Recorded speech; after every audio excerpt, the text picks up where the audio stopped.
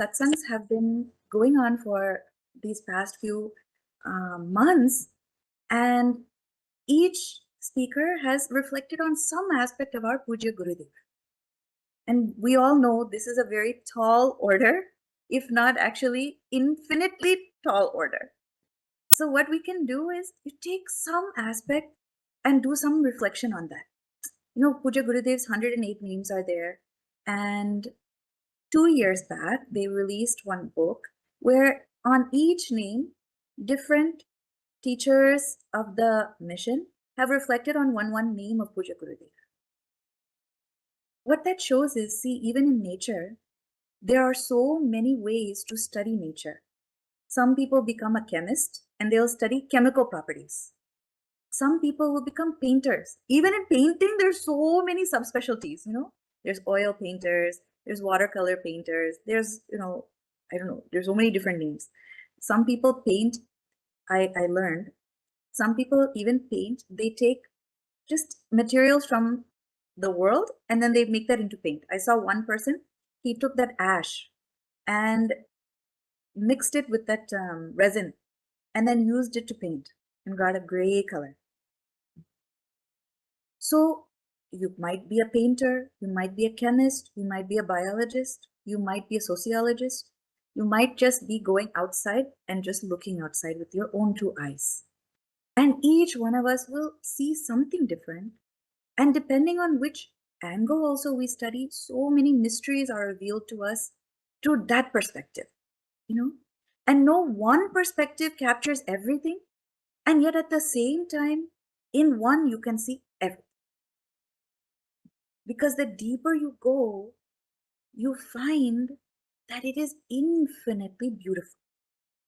You know, chemists will say in everybody else has, they don't know what they're saying. I only have seen such mysteries are there in this chemical properties. You know, physicists will say, I have seen such mysteries and magnificent things in that aspect. Mathematician, they'll say, you have not studied anything until you studied this mathematics. How beautiful it is. So in that we see, now we think about our Pujya Gurudev. His every aspect, we take one aspect you reflect on, it becomes so, there's no end to it. That is what I meant to say. So I was thinking, let us take, how about Jagadguru? Jagadguru is a very interesting concept, huh? Jagadguru.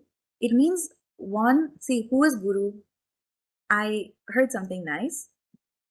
Sometimes we ask the kids, what is a guru? And the kids will say, oh, guru is a teacher, you know? But you know what's interesting? A teacher teaches.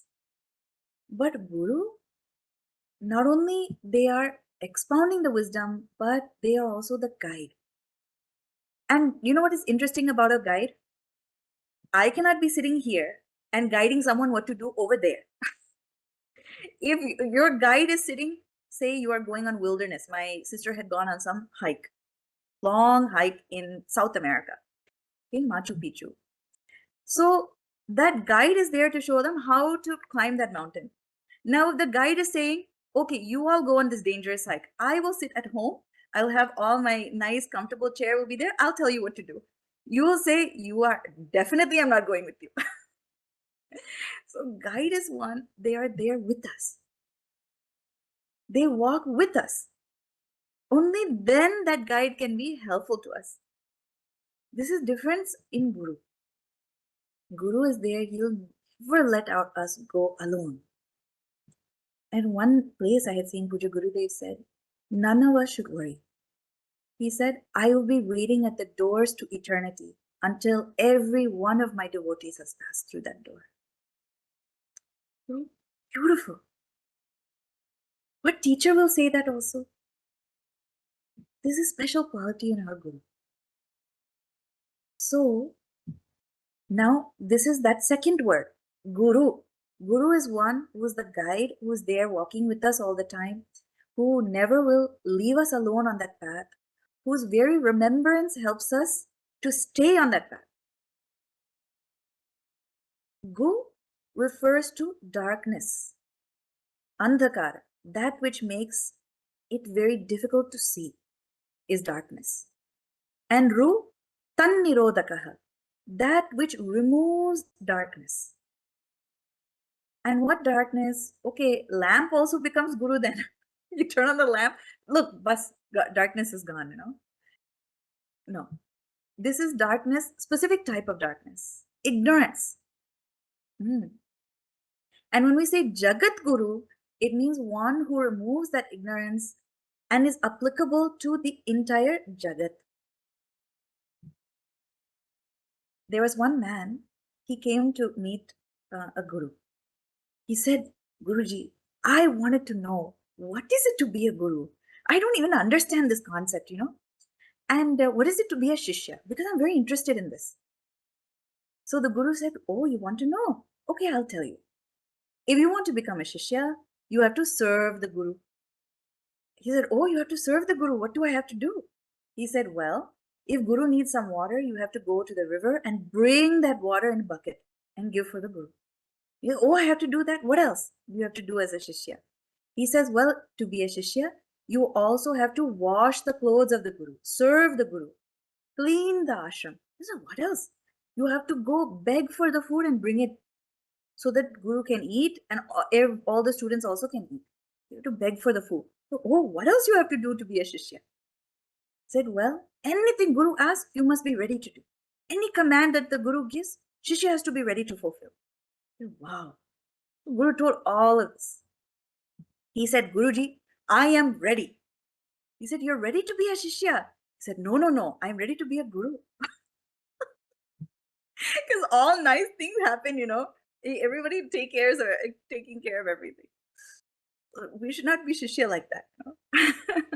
So Jagat Guru means, oh, entire world should serve that Guru. Oh. There's one very interesting, I remember being a student, and they gave in the Upanishads, there's one beautiful definition for what is a saint or a sage. It says saint or sage is Trikala Darshi. Trikala Darshi, Darshi means to see. Trikala means in all three periods of time. Past, present, and the future.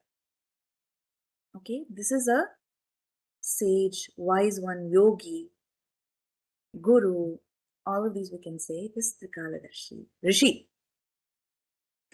Now that put some thought in my mind. I was curious, does that mean that they can tell time? Not tell time like a clock, but tell, 1,000 years ago what happened? 2,000 years in future, what is going to happen? Right now, what are you thinking? Everything they will know. Is that what it means? Then we would be reading more of those stories. Sometimes that siddhi is also there. I'm not saying it's not there, but I did some deeper reflection on that. See, there are, when we say past, present, and future, these are something known as divisions, separations. And there is one fundamental separation where, see, normally we say that we are Advaita. Advaita means non-dual. It doesn't say ekatvam, oneness. It says non-duality. That distinction is very interesting. Distinction means that we are not saying there's one. Because when you say the number one, you imply other numbers. So when we say Advaitam, we say there is no two things, meaning there can be no division possible. There's a different statement entirely, actually. So, what is the fundamental division that happens? They say there's Desha, Kala, and Vastu. Desha means space, Kala means time, and Vastu means object. Now, there can be differences in all three of these dimensions. So we saw Kala, past, present, future is there. Far in the past, vastness in the present, and unknown future. Then there can be differences in Desh. We are here in the priest just did the Sankalpam today. And it always makes me laugh in the Sanskritam. They're saying all the words and I say, Amerikayam. So you have to say it with nice Sanskrit accent, you know. So you're in America, or you can go to India, Canada. So there can be differences in desh. And of course, vastu means object. So there are physical objects, there are spatial objects, you know, vast planets, different lokas are there. Difference in space also, there's so many differences, different orders of space. So in that space, everything is contained. So which space does one fulfill? Which object, right? Sorry, space is desha, kala, vastu is object. Okay, so many different types of objects are there.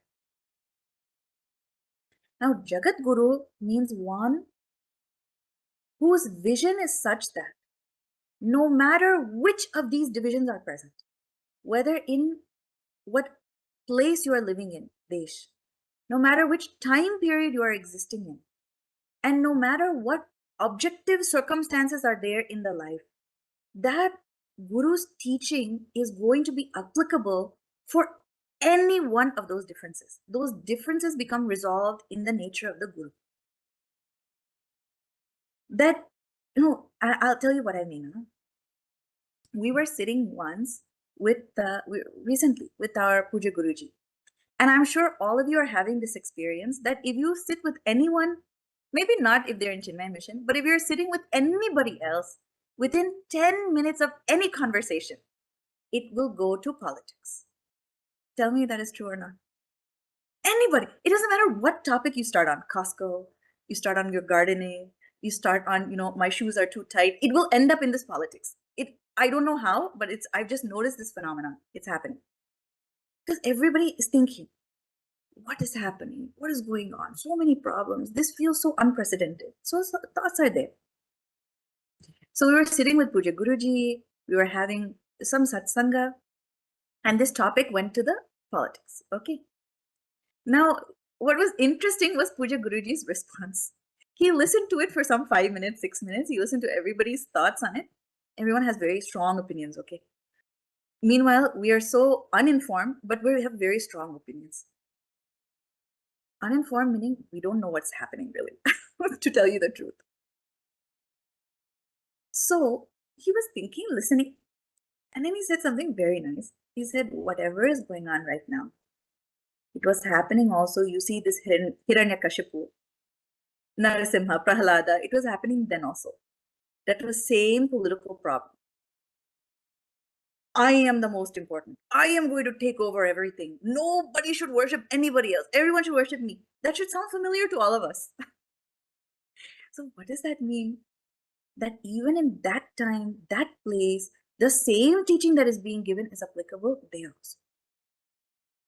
One who gives such a knowledge that is applicable no matter which desha, kala, vastu, past, present, and future, the one who can see what is relevant, what is needed, what is essential, that one is the Guru.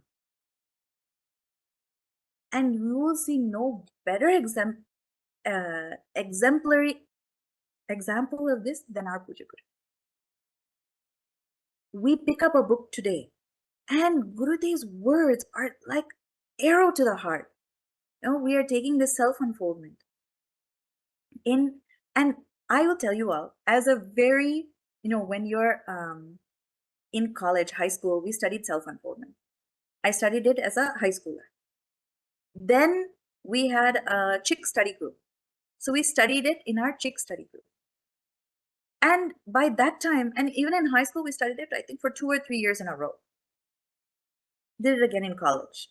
Now, with all the wisdom of a first year, second year college student, I am saying, oh, I feel we have read this book already. No, we're reading it and having to study it again. Look at my karma. I was thinking, you know, I was curious, what are the other texts I want to learn? Now, what was interesting? See, there was one father and his son. And the father said, oh, son, you have now become, youth. It is time for us to talk about life. Let us chat about life, talk about life. The son said, absolutely, Dad. Tell me, what do you want to know? Because youth, you know, they have that temperament, right? So we're thinking, oh, I know everything. What is there to know now? What new thing is there to know? Here's what my experience was. After studying everything in our Vedanta course, then going on now, as when you have to teach, you are going on reflecting. Now I am getting the blessing that I am able to have at least 3 or 4 self-unfoldment discussions every week. There's such a blessing, actually. And I'll tell you all, that depth that is there in Pujya Gurudev's, that one text, you can go on. Each sentence is like an ocean, really, when you mature. The limitation was not in the text, the limitation was in the seeker. That's what I learned. And I'm telling, each sentence, if you take the wide ranging application, and Gurudev will not even use an adjective in the wrong place, I'm telling. Even the adjectives he chooses are exactly apt for that situation. Now, one who is a Jagadguru, they are known, they are like a doorway between what? See, in Guru Purnima, we celebrate that moon. That full moon time, we invoke the Guru's blessings and worship the Guru at that full moon time, Guru Purnima. You know, Guru is like the moon. You know why? Moon has some very special qualities. Moon takes the searing, hot, burning light of that sun, which you cannot look at directly. If you try to look at it directly, it will burn your retinas. But that moon, you can go on looking as much time as we wish. You can go on soaking up that moonlight. And what is that moonlight? That moonlight is so cool, so refreshing. It is rasatmakaha. It gives the rasa for all the plants. Very essence is there in that moon. Now, how is Guru like that moon? Our Pujya Gurudev, he studied intensively that knowledge. Intense tapas. Then taking that knowledge, imbibing that knowledge, doing all severe tapasya to imbibe that, Gurudev then spread it to all. And in a format, in a manner which everyone could take in, with humor, with vitality. And that too, see, again, world has so many different expressions. Some people are happy, some people are sad, some people are suffering, some people are glad. One wife, she's talking to her friend. Friend was saying, do you wake up grumpy in the morning? She said, no, I let him sleep as long as he likes.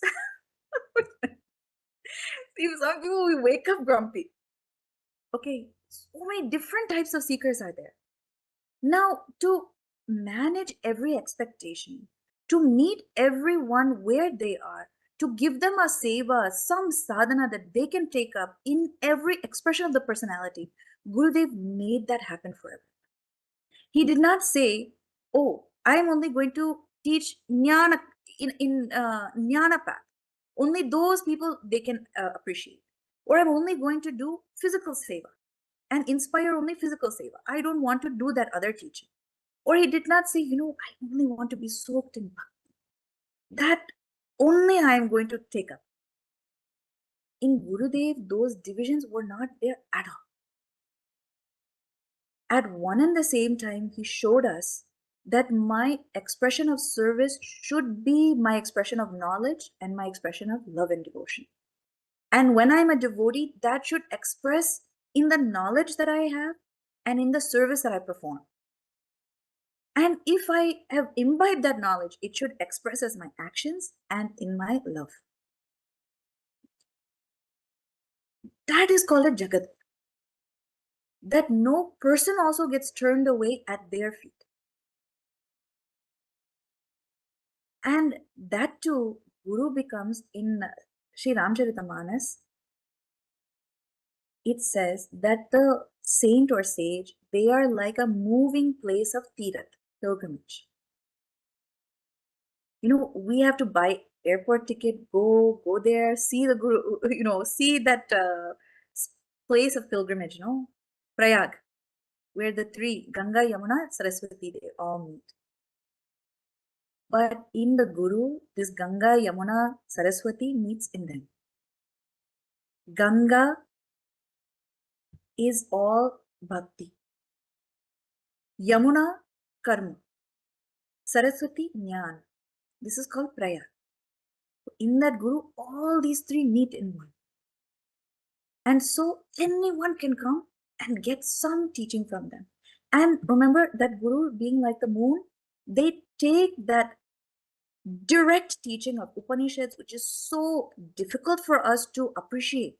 See, for us, if Wi-Fi is not there, we become tense. You leave your phone in the car and you go inside that store, you say, no, I have to go out and get the phone and bring it back. We're like that, Oh, I have to go to ashram. They're only going to serve. No, we were in the ashram, okay. And I'm telling you all, I never had any problem waking up early. I can do it. I might be rushing a little bit, but I can do it. Having to do early morning chanting, class, Sanskritam, everything I, thoroughly enjoy. One day for the week, they started giving us no salt food.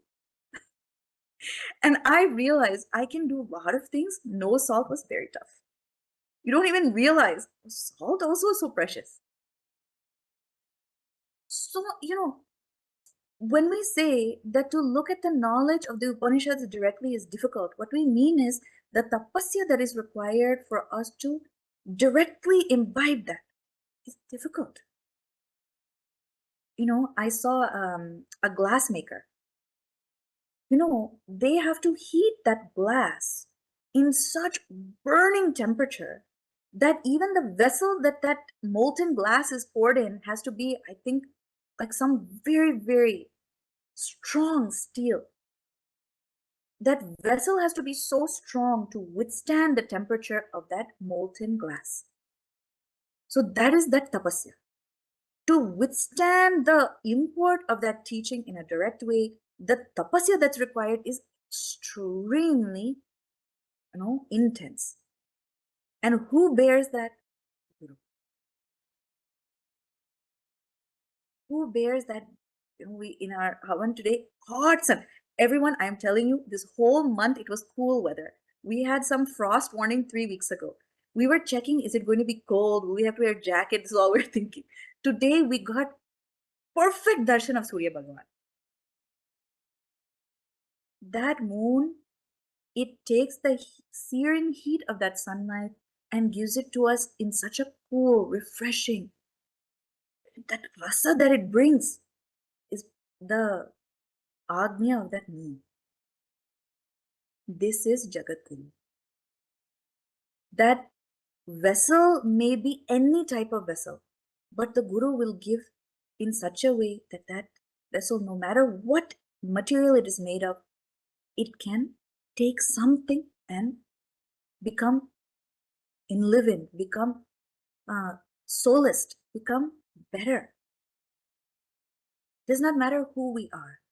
And we are all so rough, we need so much polishing. And by being in the company of such noble people, we learn such qualities. I remember there was one student that was giving problem in the ashram. And I was sitting with one of our Swamijis, and just casually he was, because I was there in some administrative capacity, and casually he was asking, the student is giving trouble. What should we do? Now I was feeling, Swamiji, you are taking all the trouble of this student. He said, you send him home. Why? Why should you suffer? You are doing so much already. Making everything from food, and you are watching every single thing that the students are doing. Why take this problem on? Send that student home. You know what he said? He said, I was such a poor student. You ask anything that is a bad student, I had that quality. But Gurudev never turned me away. Never turned me away. I also feel emotional thinking about that. We are all such different people, but Gurudev never turned us away. This is the quality of that Guru. So he told me, I will not send. If he wants to go, that is for him. But I will not turn him. Why? Because Gurudev never turned me out. Mother Shruti also never, even though whatever student I was, she also fully accepted me.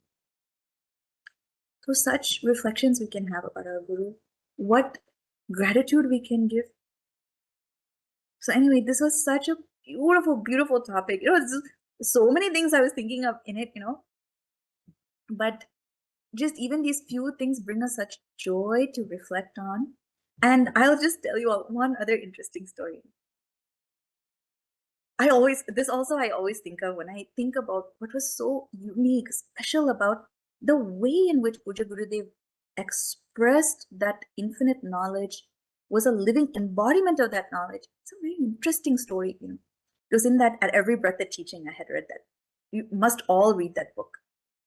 So in it, it is said there was one sevak who was always there with Gurudev, and one day he was seeing Gurudev is enjoying such nice food and this thing. And look, he has a lot of love for Gurudev, sincere bhakta, right? But sometimes in our mind, some thought will come: is it so hard to be guru? It looks like a pretty, as the kids would say, a cushy job, right? So some thought was there in his mind, And he says that day that thought came, Gurudev looked and he said, "You are coming with me today, whole day. Tomorrow morning, you come, you arrive early, my first meeting in the morning." He said, okay. So he came, and from that early time, he says, and I can't remember all the details, he said, early in the morning, people have brought that bhiksha. And Gurudev made me sit next to him. And see, Gurudev had so many meetings. He had to go to different places. Okay. Now we all should think, for Gurudev, he is seeing so many people every day. But from their perspective, they are getting to see him that one time. It's so special, no? So he had this long list of meetings. He said, "You're coming with me to every single one." And from the morning, each place he goes, they are serving nice things. And see, if Gurudev goes there to that place and says, "No, I will not take," how they will feel. So in each place, Gurudev put that plate and he said, "You give him everything I'm having." So he said, after the first meal, I was already full. Then in second one also they put, and I had to eat again. Already it is hurting. They said, "No, you're coming with me." Then next one, then tiffin or some, you have in Lord of the Rings, one of the characters, they're going on a trek. They said for breakfast, they had some small amount of food. He says, does he know about second breakfast? So he goes for second, third, then he's going for lunch, then tiffin, then this one, till evening. He said, Gurudev filled my plate completely. And I was so sick by the end of it. It was hurting. But Gurudev accepted everything. He rejected nothing. And then he realized even enjoying those things was a tapas. To make the bhakta happy. I am sure Gurudev would have been happy with just some little dal and rice. But how? Or sambar, okay. He's from South, sambar. You would have enjoyed. Whichever form. But you see, everything he did was for us. To make everyone happy, however they wish to serve, however they wish to do. Gurudev said, you do that. So I always think of that story because it reminds me what all Pujya Gurudev did, that not one thing was for himself. Very interesting. It teaches you so much in that one example.